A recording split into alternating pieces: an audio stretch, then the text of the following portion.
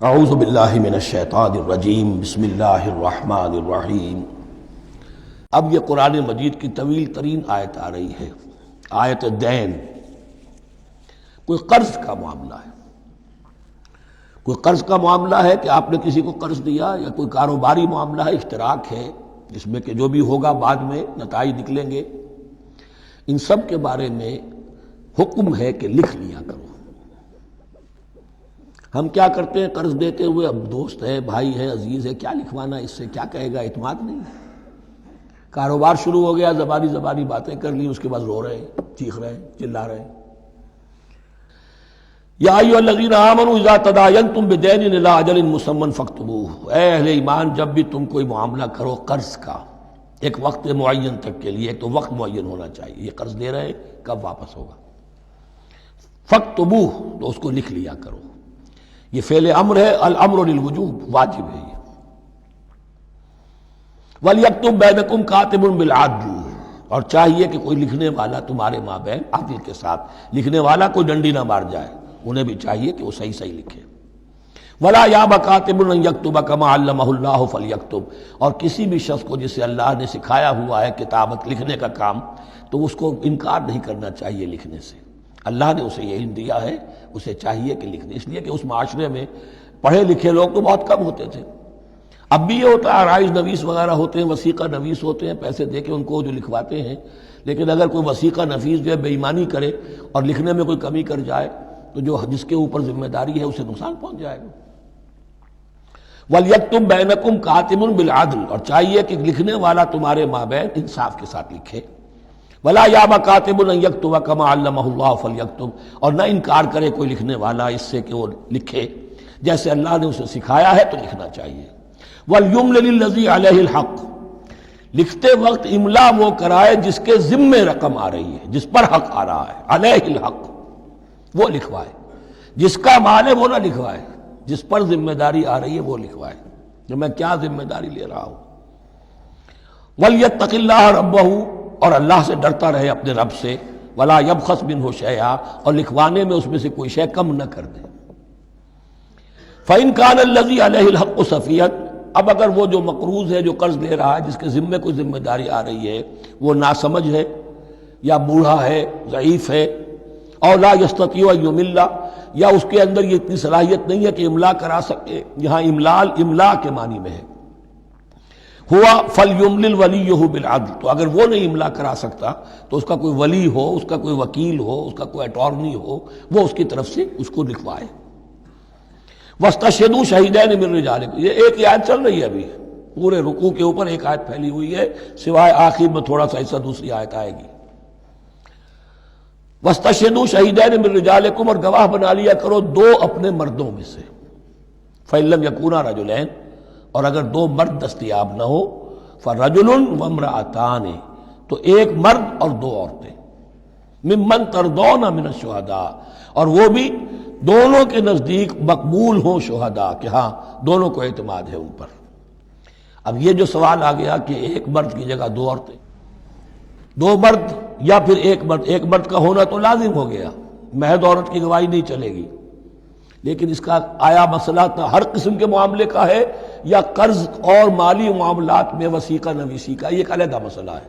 یہ تو باتیں پھر فقہا کے ہاں تفصیل سے ملتی ہیں، لیکن یہ مسئلہ موجود ہے کہ دو مرد، اور اگر دو مرد دستیاب نہ ہو تو ایک مرد اور دو عورتیں، تو سوال تو پیدا ہو گیا کہ کیا عورت کی گواہی عادی ہے؟ ان تضل احداہما فتذکر احداہما الاخری، مبادا ان میں سے کوئی ایک بھول جائے تو یاد کرا دے دوسری۔ عقلی سوال پیدا ہو گیا، کیا مرد نہیں بھول سکتا؟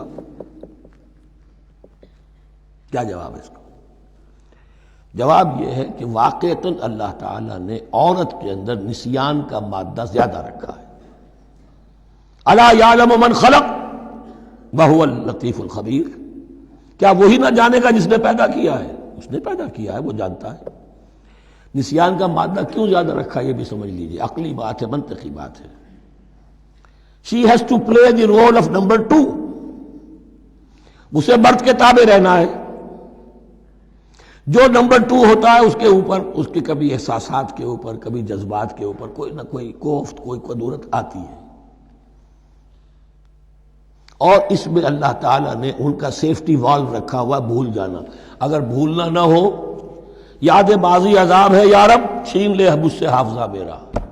یہ نسیان جو ہے یہ بھی ایک بہت بڑی نعمت ہے، ورنہ تو کوئی صدمہ دل سے اتری نا، کوئی غصہ کبھی ختم ہوئی نا. تو بھولنے کا معاملہ یہ سیفٹی ویلو اللہ نے عورت میں زیادہ رکھا ہے، اس لیے کہ اسے مرد کے تابع ہو کر رہنا ہے، اور جب تابع ہو کر رہنا ہے تو اسے زیادہ اس کے احساسات پہ، جذبات پر زیادہ مواقع آئیں گے کہ اس کو کچھ زخم پہنچے. اس کے لیے یہ سیفٹی ویل کے نسیان ہے، یہ زیادہ رکھ دیا گیا ہے. ان تضل احداہما فتذکر احداہما الاخری. اب یہ کہ اگر یہ بات سمجھ میں نہ آتی تب بھی اللہ کا حکم ہے ماننا ہے. اگر فسک کیپٹل اور فلوئڈ کیپٹل کا فرق سمجھ میں نہیں آتا تب بھی بے حلال ہے، ربا حرام ہے. اللہ خیر صلی اللہ احل اللہ البیع وحرم الربا. لیکن اگر حکمت سمجھ میں آ جائے تو نور علی نور. ولا یاب الشہداء اذا ما دعوا. اور نہ انکار کریں گواہ جب کہ ان کو بلایا جائے. اب گواہی کے لیے بلایا جائے تو گواہ نہیں آ رہے، نخرہ کر رہے، نہیں، ان کو آنا چاہیے. جو اللہ کی کوئی گواہی جو ہے اگر چھپائی ہے تو بہت بڑا ظلم ہے. ولا تسأموا. اور اس سے تھکو مت، کسل مت کرو، سستی مت کرو. ان تکتبوہ کہ تم لکھو اسے صغیراً اور کبیراً، چاہے چھوٹا معاملہ ہو چاہے بڑا ہو.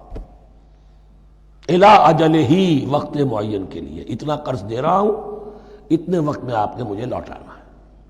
اس کے بعد آپ بڑھا سکتے ہیں، آپ دیکھ سکتے ہیں، اسے مزید مہلت دے سکتے ہیں. ایسے ہی حالات ہیں تو آپ معاف بھی کر سکتے ہیں. لیکن یہ کہ جب لکھنا ہے، حکم دیا جا رہا ہے تو اس میں اجل معین ہو، الی اجلہ ہی.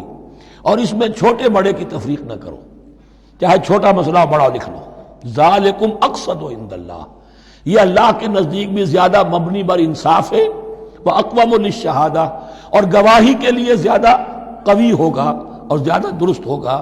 لکھی ہوئی شے ہوگی تو اب معاملہ جو ہے بہت واضح رہے گا، ورنہ زبانی یادداشت کے اندر کہیں کہیں جو ہے تعبیر ہی میں فرق ہو جاتا.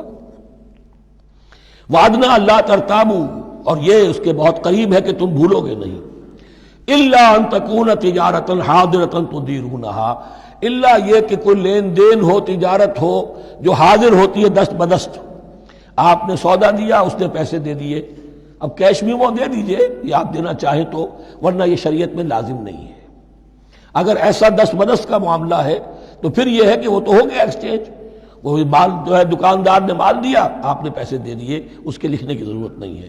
الا ان تکون تجارۃ حاضرۃ تدیرونھا بینکم. تو اگر وہ تجارت ہو کہ نقد تمہاری چلتی ہے، آپس میں لین دین ہو رہا ہے، فلیس علیکم جناح الا تکتبوھا. تو کوئی حرج نہیں ہے تم پر کہ اسے نہ لکھو.